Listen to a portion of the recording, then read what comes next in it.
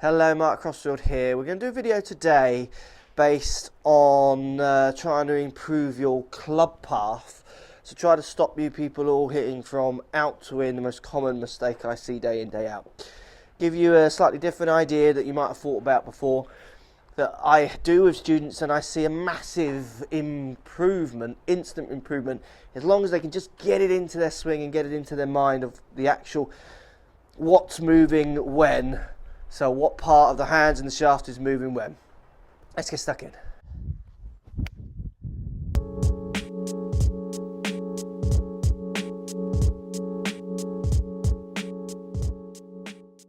So club path, guys, the direction the club is travelling on as it strikes the ball. Most common club path that I see day in, day out is people hitting over the top, as they call it, out to in. So minus numbers on launch monitors, those kind of things. So people create pulls, slices from them, fades, all those kind of common problems. And also inconsistent hitting, which is one of the biggest problems with hitting the ball straight for most amateur golfers.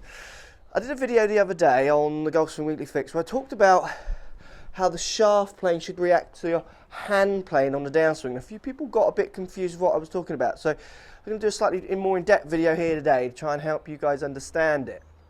So let's start off. I've got some great footage of Hogan hitting some shots. This is unseen footage of Hogan hitting at Wentworth, Snead hitting at Wentworth as well, and we've also got a more modern clip of Justin Rose hitting. So let's look at these clips to give you an idea what this is all about.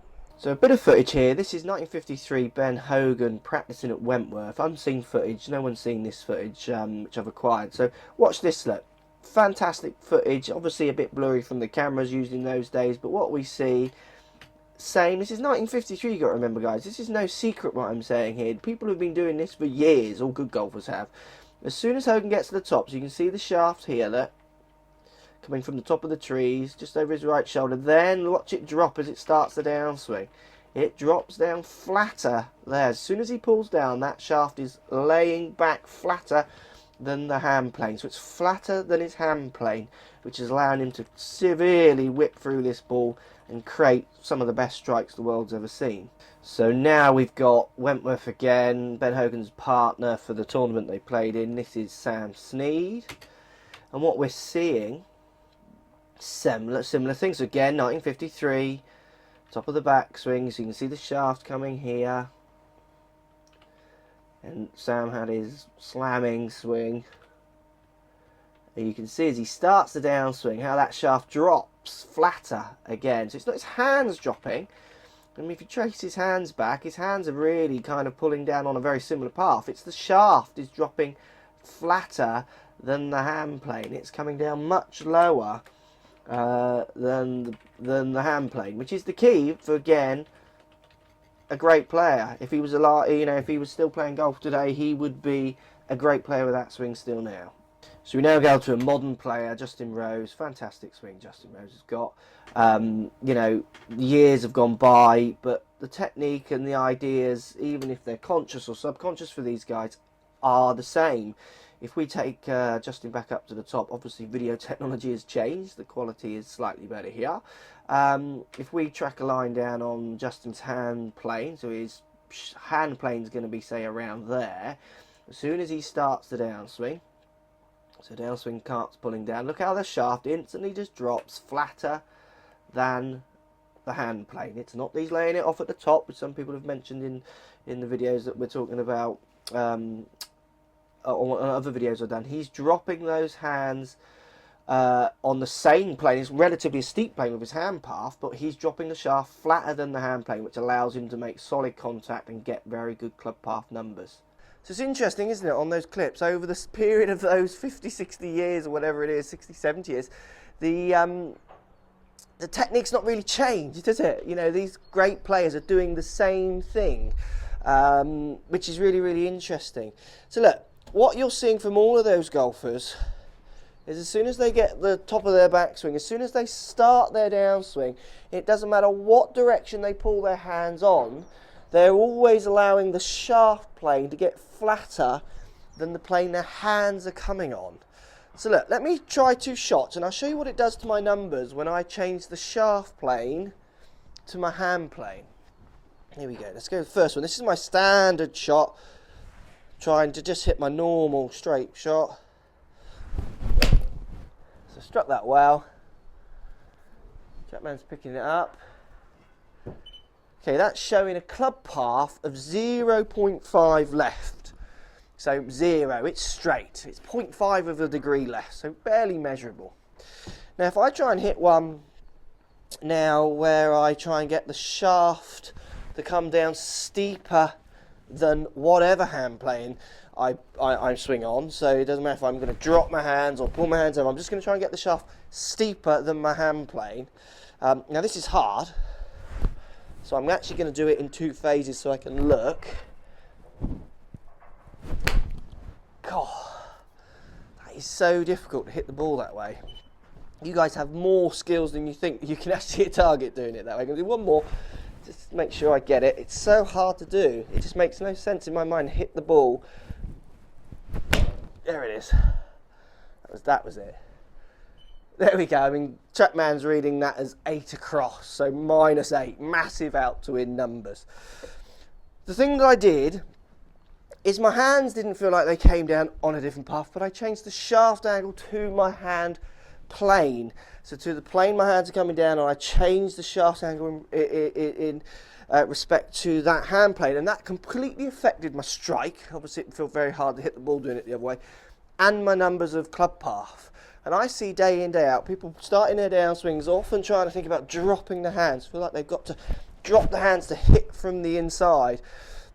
And often they find that they don't actually change their paths at all. I see lots of people, they get to the top drop, the hands flatter, but the shaft plane is still steeper, so they still struggle to strike, and they get their club paths quite confused.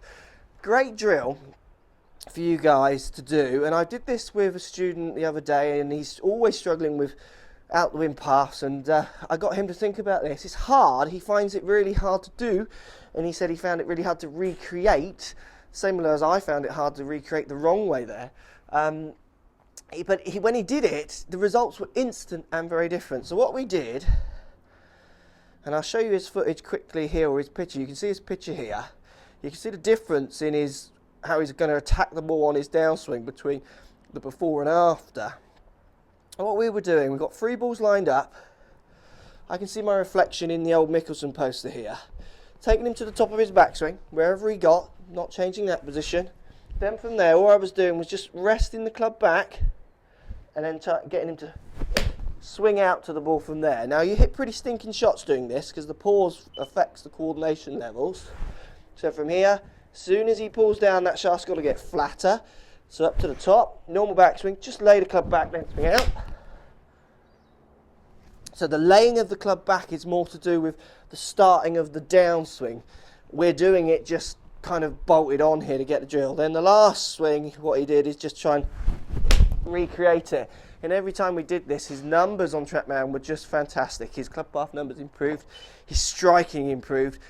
And he started to say things like when he did it right, he felt like how easy and natural it was to hit the ball. Which for lots of people, I mean, when I try and hit it the way I see lots of people hitting it, where the shaft plane's getting steeper than the hand plane, I don't know how you hit it. It's so difficult.